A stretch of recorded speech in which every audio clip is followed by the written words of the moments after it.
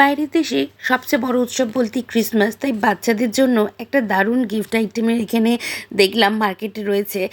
বাচ্চাদের পেশেন্সেরও পরীক্ষা হয়ে যাবে এবং তাতে তাদের নাম্বার কাউন্টিংও শিখে যাবে।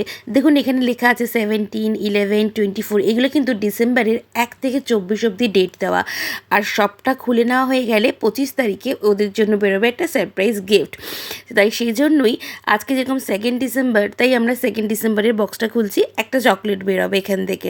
এইভাবে প্রত্যেক দিন 3 ডিসেম্বরের একটা বাচ্চাদের ক্যালেন্ডারও শেখা হয়ে যাবে, বাচ্চাদের চকলেটও পাবে এবং ওদের পেশেন্সেরও পরীক্ষা হয়ে যাবে। সেজন্যই চিনিকেও বলা হয়েছে যে রোজ কিন্তু একসাথে অনেকগুলো খোলা যাবে না, ও রোজ ওয়েট করে থাকে এক এক দিনে একটা করে খুলবো বলে।